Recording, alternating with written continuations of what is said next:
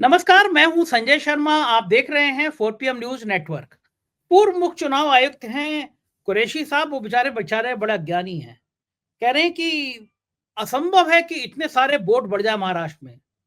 मतलब जिस समय डाले गए और जिस समय बाद में राजीव कुमार जी की ईवीएम ने बताए, इतना बड़ा अंतर है उन वोटों में। कुरैशी साहब का कहना है कि हो ही नहीं सकता। अब कुरैशी साहब जानते नहीं कि राजीव कुमार की निष्ठा कितनी है मोदी जी में, और मोदी जी की कितनी निष्ठा है ईवीएम में। कांग्रेस को अब समझ में आ रहा है कि गुजरात के बाद से जो चुनाव शुरू हुए, उसमें ईवीएम मैया का बड़ा खेला हो गया। तो एक बड़े आंदोलन की तैयारी कर रहे हैं। मैंने अभय दुबे जी से इस मुद्दे पे बात करने की कुछ सवाल पूछे हैं उनसे, आप सुनिएगा जवाब। और देश की जीडीपी धड़ाम हो गई है, 8.4 से 5 पॉइंट कुछ पे आ गई है। ये मैन्युफैक्चरिंग जो सेक्टर है वो एकदम खत्म हो गया है। देश के बेरोजगारों को समझ में आ रहा है करना क्या है उनको। तो उनको ये करना है, जब दुनिया भर के नौजवान तरक्की कर रहे हैं, वैज्ञानिक शोध कर रहे हैं, तो हमारे यहाँ के नौजवान किसी के घर का हरा झंडा उतार रहे हैं, कई मस्जिद के नीचे मंदिर ढूंढ रहे हैं। और जब टाइम बच जा रहा है तो प्रधानमंत्री जी ने कह दिया है पकौड़े तलो। इस कामों में देश के प्रधानमंत्री ने नौजवानों को लगा दिया है। नेताओं के बच्चे विदेश में पढ़ रहे हैं, वहीं सेटल हो जा रहे हैं। और हमारे आपके बच्चे झंडे उतारेंगे, कावड़ यात्रा निकालेंगे, मंदिर मस्जिद के झगड़ों में पड़े रहेंगे। अब आपके ऊपर सोचने वाली बात है। आपको लगेगा कि चुनाव में आएगा तो मोदी, तो ईवीएम रहेगी तो आएगा तो मोदी। तो अब ईवीएम के खिलाफ एक बड़ा आंदोलन हो रहा है। हो सकता है आंदोलन इतना बड़ा हो जाए क्योंकि लोगों को समझ आ रहा है कि चुनाव अब बेईमानी से हो रहे हैं, तो शायद ईवीएम हटानी पड़ जाए। ये सारी बातें अभय द्विवेदी जी से पूछी हैं। बहुत शानदार शो है, देखिएगा जरूर। उससे पहले चैनल को सब्सक्राइब और ज्वाइन करना ना भूलें। चलते हैं अभय द्विवेदी जी के पास। 4 PM न्यूज नेटवर्क में स्वागत है अभय द्विवेदी जी आपका। सरकार की पोल पट्टी खोलने लगी है। जुलाई से सितंबर के बीच में जीडीपी ग्रोथ घटकर 5.1 5.4 रह गई है। एक साल पहले ये 8.1 थी। मैन्युफैक्चरिंग सेक्टर का बहुत खराब हाल है, बहुत खराब रिपोर्ट आई है। आपकी पहली प्रतिक्रिया, क्या देश अब एक खतरनाक मोड़ पे जा रहा है? जो आंकड़े, जो कहानी इन्होंने बनाई थी साहब ने, मोदी सरकार ने, उसके पेज अब खुलने लगे हैं, क्या मानते हैं? वो अंग्रेजी की कहावत नहीं है, now cookies are finally going to crumble, कि अब धीरे धीरे असली चेहरा जो है ना, परतें उधड़ने लगी हैं और असली चेहरा निकल के आने लगा है। प्रधानमंत्री का दावा ये हमेशा रहता है कि देश की अर्थव्यवस्था दुनिया में तीसरे नंबर, दुनिया में 5वें नंबर की हो चुकी है, अब वो 10वें नंबर की करने जा रहे हैं। हालत क्या है कि भारत के बाजार में आमतौर पर मंदी छाई रहती है हमेशा, और जो हमारी फैक्ट्रियां हैं वो 100% उत्पादन नहीं करती हैं। जो कैपेसिटी यूटिलाइजेशन इसको बोलते हैं, यानी अपनी पूरी क्षमताओं के सदुपयोग करती है। जो आप मैन्युफैक्चरिंग सेक्टर की बात कर रहे हैं, उसका प्रदर्शन क्यों खराब है? इसलिए कि मैन्युफैक्चरिंग सेक्टर की जो फैक्ट्रियां हैं, वो फैक्ट्रियां 100% काम नहीं कर रही हैं। पहले वो पिछले साल 70-75% के आसपास काम कर रही थी, अब उनकी क्षमता और भी ज्यादा गिर गई है। क्यों गिर गई है? क्योंकि जितना माल उनके पास पहले से बना हुआ है वो ही नहीं बिक पा रहा है। उनके भंडार भरे हुए हैं, यानी इन्वेंट्रीज जिसको बोलते हैं, वो भरी हुई है। अब वो नया माल कैसे बनाए? नई फैक्ट्रियां लगाने का तो सवाल ही पैदा नहीं होता। अगर नई फैक्ट्रियां लगाने का सवाल नहीं पैदा होता तो नया निवेश करने का कोई सवाल नहीं पैदा होता। जहां तक कुल घरेलू उत्पाद यानी जीडीपी के आंकड़ों का सवाल है, मेरा कहना है कि पिछले साल का जो 8.1 का आंकड़ा जो बहुत आकर्षक लगता है, ये आंकड़ा भी गलत है। और इस साल का 5.4 का प्रतिशत का जो आंकड़ा आप बता रहे हैं, ये आंकड़ा भी गलत है। दिक्कत की बात क्या है कि जीडीपी का आंकड़ा आता कहां से है? आप जिन जिन चीजों की आपके उत्पादन का सर्वे करते हैं, उसी के हिसाब से तो आंकड़ा आता है। अगर आप कुछ चीजों के सर्वे ही नहीं करेंगे तो उसके आंकड़े उसमें शामिल ही नहीं होंगे। उसमें गिरावट हो रही है, इससे असंगठित क्षेत्र है। असंगठित क्षेत्र जो है, देश की कुल आबादी, कुल जो वर्क फोर्स है, श्रम शक्ति है, उसके 94% को नौकरी देता है असंगठित क्षेत्र। जो संगठित क्षेत्र है, इसमें मैन्युफैक्चरिंग सेक्टर भी आता है, बैंकिंग सेक्टर भी आता है, ये केवल 6% लोगों को रोजगार देता है। तो असंगठित क्षेत्र का कोई सर्वे सरकार करती ही नहीं है। तो दरअसल इस जीडीपी में भारत के 96% लोगों को रोजगार देने वाला पूरा कोई जो सेक्टर है, वो उस सेक्टर का क्या प्रदर्शन रहा, वो उसने अच्छा प्रदर्शन किया, खराब प्रदर्शन किया, उसके बारे में इसमें शामिल ही नहीं होता है। इस जीडीपी में वो रिफ्लेक्ट ही नहीं होता है उसके अंदर। ये जीडीपी अर्थव्यवस्था के एक बिल्कुल सीमित दायरे, जो कारपोरेट सेक्टर है, जिसमें जहां कारपोरेटाइजेशन हो गया है, केवल उसी की नुमाइंदगी करता है। तमाम अर्थशास्त्रियों ने ये कहा है कि जीडीपी जीडीपी का पता लगाने की ये जो विधि है, ये जो पद्धति है, ये पद्धति ही गड़बड़ है। इस पद्धति को बदला जाना चाहिए। इससे अर्थव्यवस्था की सही तस्वीर कभी भी निकल के हमारे सामने नहीं आती। क्योंकि असंगठित क्षेत्र अच्छा प्रदर्शन नहीं कर रहा है, वो लगातार गिर रहा है। इसलिए जैसे ही प्रोफेसर अरुण कुमार ने एक बड़ा अच्छा, एक अनौपचारिक सा फार्मूला बताया है कि रियल जीडीपी आप कैसे पता लगाएंगे वास्तविक। अगर सरकार कहती है कि हमारा जीडीपी 8% है, तो आप आंख बंद करके उसमें से 3% घटा दीजिए, तो 5% बचा जीडीपी। अगर इसी फार्मूले पे हम लोग एक बार यकीन करें, तो जो 8.1% जीडीपी पिछले साल था, वो दरअसल 5.1% था। और इस साल जो 5.4% जीडीपी आप बता रहे हैं, इसको मान के चलिए ये 2.4% है। प्रोफेसर अरुण कुमार का एक और कहना है कि जब सरकार कहती है कि हम दुनिया में 5वें नंबर की अर्थव्यवस्था है, दरअसल भारत 9वें नंबर की अर्थव्यवस्था है। भारत 9वें नंबर की अर्थव्यवस्था, 5वें नंबर की अर्थव्यवस्था है ही नहीं भारत। ये भी बढ़ा चढ़ा के बताते हैं। ये पूरा चीनी फार्मूला है बढ़ा चढ़ा के बताने का। मैं आपको बताऊं, आपको सोच रहे होंगे कि मैं चीन को कहां से बीच में ले आया। चीन जिस वक्त सारी दुनिया में मैन्युफैक्चरिंग रेवोल्यूशन का नेतृत्व कर रहा था, और आप अपने पटाखे ले लें, गणेश की मूर्ति ले लें, या फोन ले लें, या टेलीविजन ले लें, या फर्नीचर ले लें, दुनिया की कोई भी पतंगें ले लें, दुनिया की कोई भी माजा ले लें, आप दुनिया की कोई भी चीज ले लें, चीन से आती है। तो चीन में आप समझ लीजिए किस लेवल पर, कितने स्तर की कितनी चीजें बन रही हैं। न केवल भारत को सप्लाई कर रहा है, वो दुनिया में हर जगह सप्लाई कर रहा है। अब तो भारत में इलेक्ट्रिक कारें बनाने की चीन की कंपनी जो है, बिल्ड योर ड्रीम्स, BYD करके, वो आ गई है। और उसके बड़े बड़े एक एक पेज के, आधे आधे पेज के विज्ञापन अखबारों में छप रहे हैं। आज सवेरे ही मैंने देखा है विज्ञापन। और दिल्ली की सड़कों पर उनकी कारें दिखाई देने लगी हैं। भारत में कार निर्माताओं के मुंह का थूक सूख गया है कि अब चीनी आ गए हैं, पता नहीं कैसा, किस तरीके से वो मार्केट में हमारा मुकाबला करेंगे। तो ऐसा चीन, उस चीन ने दुनिया में जब मैन्युफैक्चरिंग रेवोल्यूशन शुरू हुई, एक हथकंडा इस्तेमाल किया था कि हम अपने जीडीपी को बढ़ा चढ़ा के दिखाएंगे। जितना वो बढ़ा के दिखाएंगे, उतना ही विदेशी पूंजी उनके यहां जाएगी। तो इसका उन्होंने एक सोफिस्टिकेटेड किस्म का प्रपंच रचा, मतलब उन्होंने, चीनियों ने, और वो बढ़ा के देखने लगे। भारत में थी मनमोहन सिंह जी की सरकार। मनमोहन सिंह जी खुद अर्थशास्त्री थे, वो तुरंत समझ गए कि बढ़ा के दिखा रहे हैं। तो उन्होंने चीनियों से पूछा, ये मैं सरल भाषा में बता रहा हूं, सबकी समझ में आ जाए। चीनियों से पूछा कि भाई ये सब क्या कर रहे हो। चीनी अर्थशास्त्री ने बताया कि हमारा गेम तो इस तरीके से चल रहा है, हम तो इन्फ्लेट करके फुला रहे हैं अपने जीडीपी के आंकड़ों को, और दुनिया के सामने पेश कर रहे हैं। इस चक्कर में हमें इतने बिलियन की पूंजी और मिल गई है। तो मनमोहन सिंह ने कहा ये अच्छा हथकंडा है। मनमोहन सिंह ने भी तय किया, उन्होंने भी योजना बनानी शुरू की कि हम भी इसी तरह अपने जीडीपी को फुला के बताएंगे। एक साल वो फुला पाए, तब तक उनकी सरकार चुनाव हार गई वो 2014 में। नरेंद्र मोदी ने इसको लिया कि ये बिल्कुल ठीक काम है। मनमोहन सिंह जी जो काम ठीक से नहीं कर पाए, हम इसको और भी जोर शोर से इस काम को करेंगे। तो भाजपा सरकार पिछले 10 साल से अपनी अर्थव्यवस्था की जो खूबियां हैं, उनको फुला रही है और बढ़ा चढ़ा के बता रही है। इनके जितने भारत के जीडीपी के आंकड़े संदिग्ध हैं, उतने किसी और के। भाई, जिस देश में मुद्दतों से जनगणना नहीं हुई है, आप समझ लीजिए, आप उस देश में उस देश के आंकड़ों की, भारत सरकार ने आंकड़े जमा करना और आंकड़ों के बारे में लोगों को बताना तकरीबन बंद ही कर दिया है। जैसे बेरोजगारी के आंकड़े सरकार नहीं बताती। कल हम लोगों ने बेरोजगारी की चर्चा की थी। सरकार कहती है कि 100 में से 3 लोग ही बेरोजगार हैं, जबकि आप जानते हैं कल पूरी बात हो चुकी, इसको दोहराने से कोई फायदा नहीं। तो जबकि जो आधुनिक अर्थव्यवस्थाएं हैं दुनिया की, ये 18वीं और 19वीं सदी से ही केवल इसी बात के लिए जानी जाती हैं कि इसमें हर चीज आंकड़ों पर आधारित होती है।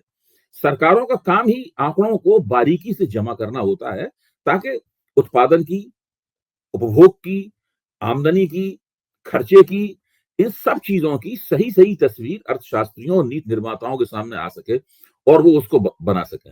यहाँ पे बिल्कुल उल्टा होता है भारत में, और खासतौर से ये पिछले 10 साल के अंदर तो मतलब फर्जी अर्थव्यवस्था के मामले में फर्जीवाड़े की सीमा ही सारी टूट गई है। जो पिंक पेपर होते हैं, उनके आप लेखों को पढ़ लीजिए, और टीवी पे जो आते हैं अर्थशास्त्री, ये सारे के सारे सरकारी अर्थशास्त्री हैं।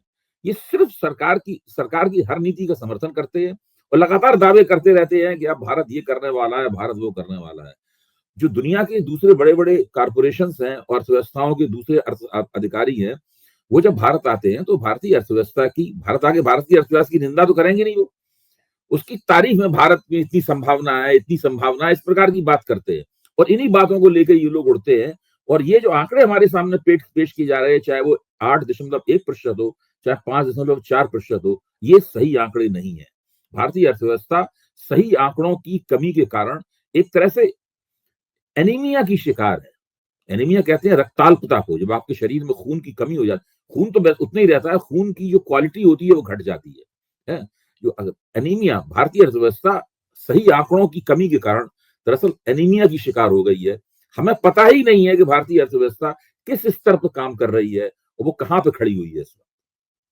देखो ठीक कह रहे हैं। अरुण कुमार जी ने एक बार 4 PM पर मुझे इंटरव्यू दिया था, तो मुझसे उन्होंने ये कहा था कि जो हम लोग गणना है, ये असंगठित क्षेत्र की तो हम कराना ही हमने बंद कर दिया, क्योंकि पोल खुल जाएगी। चाय की दुकान पे काम करने वाला, गैरेज है, ठेला लगाने वाला, इनकी गणना ऐसी होती है। 5% जो उद्योगपति है उनकी गणना से हम लोग निकाल लेते हैं सारे एवरेज। और आप सही कह रहे हैं। और अरुण कुमार जी का भी ये कहना था कि अब कोई भी आंकड़ा सरकार ना तो रिकॉर्ड में रखती है और ना वो बताती है। उसने आंकड़े जुटाना बंद कर दिए, क्योंकि आंकड़े जुटाएंगे तो पोल पट्टी खुलेगी। और आपने जो कहा कि मनमोहन सिंह जी कॉपी कर रहे हैं, तो मुझे बहुत छोटा सा बड़ा मजेदार किस्सा याद आ गया कि एक बार जापान, चीन, अमेरिका के सब लोग इकट्ठे हुए, भारत के लोग भी थे। तो उनसे कहा गया कि भाई ये घड़ी है, घड़ी में आपको कुछ नया करके दिखाना है। सबसे पहले जापान आया, उन्होंने कहा कि ये घड़ी देखिए धूप अंधेरे में भी होगी, तो दिन में जो धूप आई होगी उससे वो चार्ज हो जाएगी। देखा बहुत बढ़िया हो गया। अमेरिका वालों ने कहा कि ये आप अपने हार्ट की तरफ देखेंगे, इसकी हार्ट बीट आने लगेगी, हम इसका ये इक्विपमेंट डाल लें, पे हो जाएगा। जापान का नंबर आया, बोले आप घर के बाहर होंगे तब भी आपकी घड़ी बता देगी घर के अंदर क्या चल रहा है। अब इंडिया का नंबर आया, वो बड़ा परेशान, वो भक्त टाइप का था, वो जो गोबर से गैस बनाते हैं, उसने घड़ी उठाई और मेड इन इंडिया लिख दिया। तो भक्तों की टुकड़ी भी ऐसी करती है, कहीं कुछ हो रहा है लेकिन वो मेक इन इंडिया हो जाएगा। आपने जब आंकड़ों की बात करी तो एक आंकड़े पे पूर्व चुनाव आयोग कुरैशी साहब बड़े हैरान हैं, गुस्से में भी हैं। महाराष्ट्र के चुनाव में वो कह रहे हैं कैसे हो सकता है फॉर्म 17A 17C भरा जाता है, रिकॉर्ड में रहता है, उसके बाद एकदम 12, 13, 14% बढ़ गया, वोट हो ही नहीं सकता, ये ऐसा वोट संभव ही नहीं है। और महाराष्ट्र कब से कह रहा हूँ संजय जी, अब आप पहले से कब से कह रहा हूँ, कब से कह रहा है। आज कुरैशी साहब ने सब बात कही कि ये संभव ही नहीं है कि ईवीएम में आंकड़ा इतना तेजी से बढ़ जाए। बढ़ ही नहीं सकता है। मैं यही तो कह रहा हूँ, या तो राजनीतिक दल के जो पोलिंग एजेंट होते हैं उनको फॉर्म 17C देते नहीं, वो फॉर्म 17C पाने की जिद नहीं करते, उनकी भी कमी हो सकती है। वो फॉर्म 17C पाने की जिद नहीं करते, चुपचाप घर चले जाते हैं, या आधा अधूरा पूरी तरीके से प्रामाणिक को मोहर लगा हुआ सिक्का 17C नहीं देते, ताकि उसमें अगर बढ़ोतरी हो जाए तो उसको दावा नहीं किया जा सके। इसमें बहुत बड़ा लोचा है इसके अंदर, बिल्कुल ठीक कह रहे हैं आप। काफी बड़ी गड़बड़ है। लोकसभा चुनाव से लगभग 2 महीने पहले सैम पित्रोदा साहब ने मुझे इंटरव्यू दिया था, और सैम पित्रोदा साहब ने कहा, उन्होंने राहुल गांधी से भी ये बात कही कि हर हालत में अपने एक आदमी को, एक एजेंट को ये सुनिश्चित करा दें कि उसको विरोध करेगा अगर 17 नहीं मिला, क्योंकि यही आधार होगा। तो मैं आपसे पूछ रहा हूँ ये काम किसी एक बूथ पे नहीं करना है, हर बूथ पे करना है। अब महाराष्ट्र में 1.5 लाख बूथ हैं, तो आपको कम से कम कांग्रेस जितने निर्वाचन यानी महाविकास आघाड़ी में की जो 3 पार्टियां हैं, उन 3 पार्टियों को कांग्रेस समेत 1.5 लाख कार्यकर्ता चाहिए, प्रशिक्षित कार्यकर्ता, प्रतिबद्ध कार्यकर्ता, जो वहां पर खड़े होकर कहें कि 17C जब तक नहीं मिल जाएगा हम यहां से जाएंगे नहीं, धरना हम दे रहे हैं, 17C हमें चाहिए। और इन लोगों को, कांग्रेसियों को सलाह दी गई थी कि 17C मिलते ही इनको पब्लिक डोमेन में डाल दिया जाए, ताकि पता लग जाए कि भाई इतने वोट पड़े, इतने वोट बेकार गए। यही तो 17C में होता है। अच्छा, ये कांग्रेसियों ने किया नहीं, न शरद पवार की पार्टी ने किया, न उद्धव ठाकरे की पार्टी ने किया, और चुनाव आयोग को मौका दे दिया कि ये वोटों को फुलाए। ये लोग जीडीपी के आंकड़े फुलाते हैं, चुनाव आयोग वोटों के आंकड़े फुलाता है। ये हालत है, वो जीडीपी में इंजेक्शन लगाते हैं, ये वोटों में इंजेक्शन लगाते हैं, बढ़ जाता है। अब कांग्रेस को समझ में आ रहा है, अब तो कहने लगे हैं कि ये खेल गुजरात के चुनाव से शुरू हुआ और अभी तक चल रहा है। मतलब वो ये कह रहे हैं कि गुजरात से इन्होंने शुरू किया वो और अभी तक चल रहा है। इसका मतलब ये कोई नई बात नहीं है, ये खेल पुराना चला आ रहा है, अकल में अब आई है। देखिए, ये नरेंद्र मोदी के प्रधानमंत्री बनने से पहले ऐसा नहीं होता था। ये सारी की सारी जो टेक्नोलॉजी डेवलप की गई है, ये नरेंद्र मोदी के प्रधानमंत्री बनने के बाद हुई है। देखिए, इसका विधिवत अध्ययन होना चाहिए, ये सब कहाँ कैसे क्या शुरू हुआ, ताकि लोगों के सामने एक व्हाइट पेपर रखा जा सके, भाई फलानी तारीख से पहले जो वोटों का प्रतिशत बढ़ता था वो इतना बढ़ता था, तब नेशनल एवरेज ये था। अब इसके बाद नेशनल एवरेज तब 1 से 1.5% था, उतना वेरिएशन समझा जा सकता है। अब नेशनल एवरेज हो गया है 7 से लेकर 11% के बीच में। आप सोचिए। अच्छा, मैं ये नहीं कह रहा हूं चुनाव में बेईमानी हुई, क्या हुई, छोड़ दीजिए इस बात को। मैं केवल एक सवाल उठा रहा हूं, जो कुरैशी साहब ने मेरे सवाल की तस्दीक कर दी है।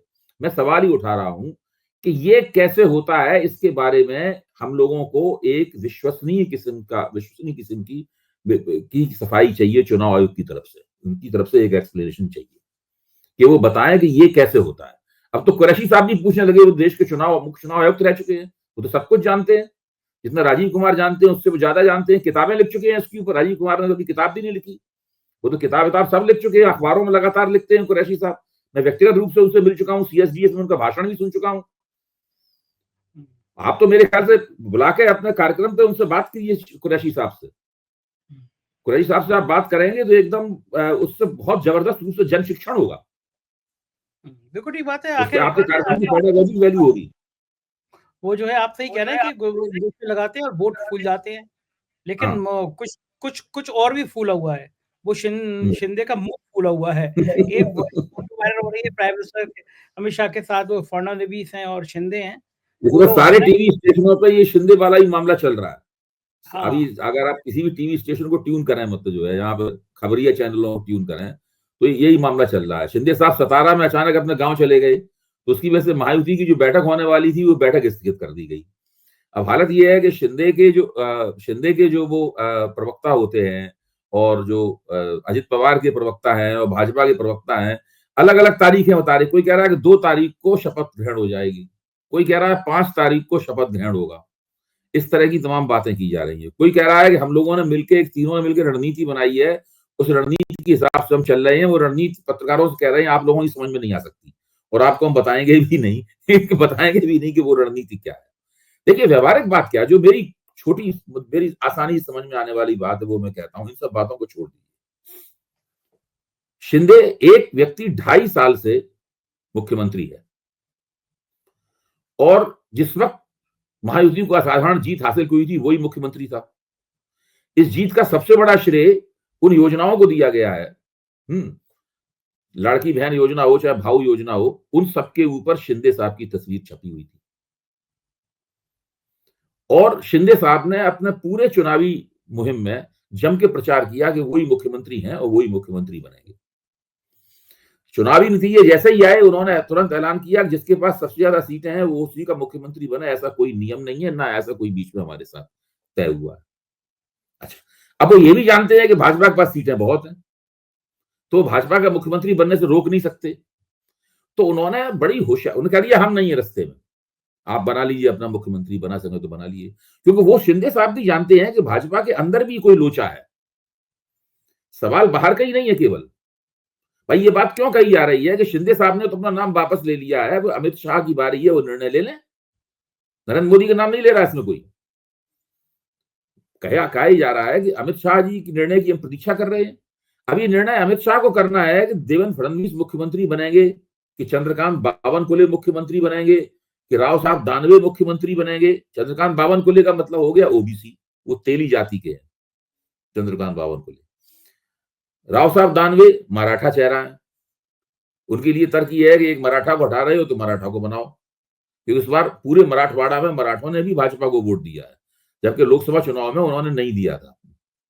तो अगर मराठा को हटाएंगे, मराठा को नहीं बनाएंगे, तो पहली बार मराठा कांग्रेस को आमतौर पर वोट देते रहे हैं, भाजपा को जो वोट मिला है फिर से मराठे उखड़ जाएंगे उसमें। अच्छा, उनकी भी बात हो रही है। फिर विनोद तावड़े का नाम भी चल रहा है कि भाई उनको बना दो मुख्यमंत्री। उसके बारे में कहा जा रहा है कि नहीं, अभी उनके ऊपर तो आरोप लग गया था, कोई पैसे बांट रहे तो उनको मुख्यमंत्री बनाना ठीक नहीं होगा। मतलब तरह तरह की बातें चल रही हैं, ये हालत है। फिर एक ये भी बात है कि एक अभी उद्धव ठाकरे के जो प्रवक्ता थे वो एक शोषा छोड़ रहे थे, पता नहीं शोषा था क्या था। उनका शोषा ये था कि एकनाथ शिंदे सोच रहे हैं कि वो संन्यास ले रहे हैं राजनीति से, और वो संन्यास इसलिए ले रहे हैं कि जब वो दिल्ली गए थे तो उनको उनकी फाइल वाइल दिखा दी गई है, जो ईडी वगैरह की फाइल दिखा दी गई है उनको, जिससे वो घबरा गए हैं, इससे उन्होंने संन्यास लेने का ऐलान कर दिया है। कि किसी चीज में मैं किसी चीज को प्रामाणिक नहीं कह रहा हूं, मैं ही कह रहा हूं कि इन सब बातों की वजह से अफवाहों का बाजार बहुत जबरदस्त रूप से, अफवाहों का बाजार जबरदस्त रूप से गर्म हो गया है। और भाजपा की जो अनिश्चितता है, अब देखिए बाहर शिंदे शिंदे ने साफ कह दिया भाई हम तो नहीं रोक सकते आपको, हम नहीं रोक रहे, जाहिर है वो रोक भी नहीं सकते। अजित पवार तो पहले ही समर्थन दे चुके हैं, अब कोई भाजपा के सामने रुकावट तो है नहीं, अब तो भाजपा को मुख्यमंत्री घोषित करना है। दूसरे शिंदे ने ये भी कह दिया है कि मैं उप मुख्यमंत्री नहीं बनूंगा। जो व्यक्ति 2.5 साल मुख्यमंत्री रह चुका है उसके लिए शोभा नहीं देता कि उप मुख्यमंत्री बने, ये अच्छी बात नहीं है। मैं केंद्र में भी मंत्री नहीं बनूंगा, इसका सीधा संदेश ये है कि मैं बाहर रहूंगा सरकार की और बहुत शरारत करूंगा। इसका मतलब तो यही हुआ ना। तो वो बहुत, ये भाजपा की जो सरकार बनने वाली, निश्चित उन्हीं की सरकार बनेगी, देर सवेर की बात है।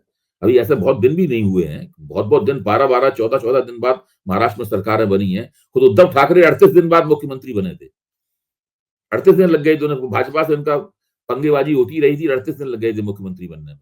तो वो कोई बात नहीं है, लेकिन ये इस तरह की अफवाहें उड़ रही हैं, इससे महायुति की साख को बहुत नुकसान हो रहा है, और इसमें विपक्ष जो हार से घायल पड़ा हुआ था मजे ले रहा है।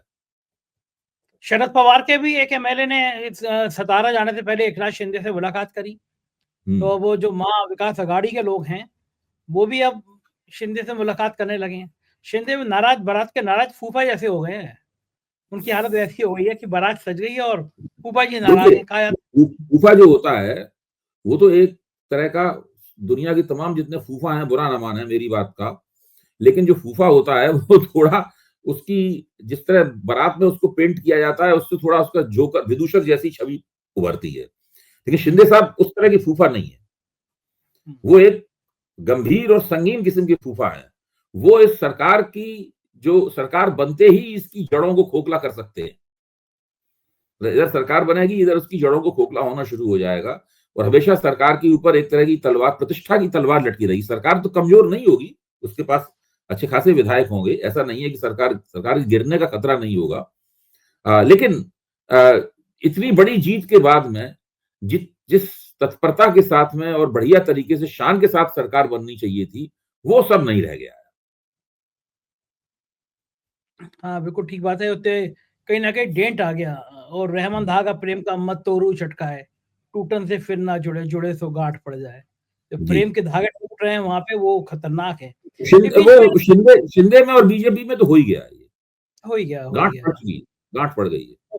फडणवीस को भी पसंद नहीं करते ना शिंदे, उनको लग रहा है कि, और वो कह रहे हैं मैं डिप्टी सीएम नहीं बनूंगा। फडणवीस भी तो सीएम रहने के बाद डिप्टी सीएम बने, तो उनका हाँ, लेकिन फडणवीस को, याद कीजिए, फडणवीस को भी आपत्ति थी डिप्टी सीएम बनने में। जेपी नड्डा ने फोन किया, प्रेस कॉन्फ्रेंस कर दी कि वो बनने जा रहे हैं। अमित शाह ने फोन किया था, मना कर दिया था नहीं बनूंगा, फिर नरेंद्र मोदी ने फोन किया तब वो बने थे। हाँ ठीक बात है। एक चीज और मैं आपसे जानना चाहूंगा, बड़ा दुख होता है इसको देखकर, हाउस चलता नहीं है, सदन शुरुआत नहीं होता। हम लोग इंतजार करने लगते हैं कि कितनी देर बाद खबर आएगी कि सदन स्थगित कर दिया गया, सदन स्थगित कर दिया गया। ये सब कब खत्म होगा? लाखों रुपया मिनट, 1 मिनट का खर्चा लाखों रुपए आता है। ये हमारे आपके जैसे जो टैक्स से पेयर हैं, टैक्स लोग, कई मुद्दे बहुत राष्ट्रीय महत्व के होते हैं। विपक्ष उन राष्ट्रीय महत्व के मुद्दों के ऊपर ध्यानाकर्षण लाना चाहता है, सरकार के साथ बहस करना चाहता है, लेकिन सरकार उनके ऊपर बहस नहीं करना चाहती, और पीठासीन अधिकारियों की मदद से वो विपक्ष के पर कतरना चाहती है। समस्या ये है। अब विपक्ष 2-3 मुद्दे, एक सबसे महत्वपूर्ण मुद्दा है संभल में जो हुआ उसके ऊपर करना चाहता है विपक्ष। अदानी वाले मुद्दे पे विपक्ष बातचीत करना चाहता है, सरकार इन मुद्दों पे बातचीत नहीं करना चाहती। सरकार को भी चाहिए कि विपक्ष के साथ मिलकर ऐसा तरीका निकाले कि मुद्दों के ऊपर कुछ चर्चा भी हो जाए। क्या बुरी बात है भाई? दुनिया का इतना बड़ा देश अमेरिका है, वो ये कह रहा है कि भाई भारत में कुछ अधिकारियों को घूस दी गई, कई सरकारों के अधिकारियों को घूस दी गई, तो भारतीय सरकारों पे इल्जाम लग रहा है ना, तो उनकी प्रतिष्ठा के ऊपर सवालिया निशान लगा हुआ है। चर्चा करने में क्या हर्ज है? सरकार कहे भाई ये बात है, उसमें क्या बात है? चर्चा कीजिए। सरकार के पास जो सरकार कह सकती है हमारे पास कोई सूचना नहीं है, किसी अधिकारी के बारे में कुछ बताया नहीं गया है, फलाने इंडैक्टमेंट में अदानी का नाम नहीं है। ये सब बाद में सरकार संसद में कह सकती है कि इस चीज को ज्यादा तूल ना दिया जाए। विपक्ष के पास अगर कुछ तथ्य होंगे इसके मुकाबले, विपक्ष उन तथ्यों को पेश करेगा। इसी तरह संभल वाले सवाल पर सुप्रीम कोर्ट ने आज फैसला दे दिया। सुप्रीम कोर्ट ने संभल में जो हो रहा है उसके ऊपर रोक लगा दी है सुप्रीम कोर्ट। हाँ। और कहा है, निचली अदालत से कहा है कि आप इसको आगे मत सुनिए, और मुस्लिम पक्ष से कहा है कि आप हाई कोर्ट जाइए, हाई कोर्ट के थ्रू आइए। तो अभी इस तरह से वहां पे आज वहां जुमे की नमाज भी गैर पहरे में हो गई, अदा हो गई। अच्छा, अब इन चीजों पे सुप्रीम कोर्ट का बहुत बड़ी भूमिका है। अभी लोग हर चीज में कह रहे हैं कि वो कह रहे हैं अजमेर की दरगाह के नीचे भी मंदिर था, फालतू। अब तो सब जगह मंदिर देखा जा रहा है। अभी एक कोई बंदा है टीका लगाए हुए, वो कह रहा था कल मुझे सपना आया है कि भगवान वो अरे वो बाप बेटे वकील है, उनको हर जगह सपना आता रहता है। अब कल को किसी को सपना आ गया कि मोदी जी के घर के नीचे मस्जिद है तो मोदी जी का घर खुल जाएगा। हाँ, तो वो पता नहीं, मतलब वो इतना सब हो रहा है। इधर वक्फ बोर्ड ने काशी के कॉलेज में दावा कर दिया है कि वो ये हमारा है। मतलब ये सब जो नाटकबाजी हो रही है, इससे देश का बहुत नुकसान हो रहा है। इन सब चीजों को खत्म करने का सबसे अच्छा तरीका है कि संसद में इन प्रश्नों के ऊपर चर्चा हो जाए। चर्चा को जब तक सरकार ब्लॉक करती रहेगी तब तक इस प्रकार की स्थिति बनी रहेगी। बिल्कुल ठीक बात है। और बड़ा खराब लगता है दुबे जी की दुनिया भर के नौजवान जो हैं वो नई नई विज्ञान की तरक्की देख रहे हैं, चांद पे जाने की बात कर रहे हैं, एक एक से बढ़िया शोध हो रहा है। हमारे के नौजवान किसी के घर पे लगा हुआ हरा झंडा उतार रहा है, कहीं पे वो मस्जिद के नीचे मंदिर देख रहा है, मंदिर के पड़ोस में मस्जिद देख रहा है। हमारा नौजवान यही कर रहा है। और नेताओं के बच्चे विदेश पढ़ रहे हैं, वहीं सेटल हो जा रहे हैं। लेकिन यहाँ के बच्चे, मैं तो कहता भी हूँ, माल कमाएगा गुजराती भाई और घंटा बजाएगा यूपी बिहार का भाई। तो ये मेरी कहावत बिल्कुल अक्षरशः सच हो रही है कि यहाँ का काम केवल घंटा बजाना और कावड़ यात्रा निकालना और झंडे उतारना और मस्जिद के नीचे मंदिर ढूंढना, केवल यही काम रह गया है। और देश में जब काम बच जाए, कुछ खा लिया तो पकौड़े तल लेना, रोजगार मिल जाएगा। गजब देश चल रहा है। बहुत बहुत शुक्रिया अभय जी, आपने इतनी बढ़िया बातचीत की, धन्यवाद। ये थे अभय दिवे जी, और आपको मुझे यकीन है आपको ये बातचीत पसंद आई होगी। अपना प्यार बनाए रखिएगा, चैनल को ज्वाइन कीजिएगा। शुक्रिया, थैंक यू।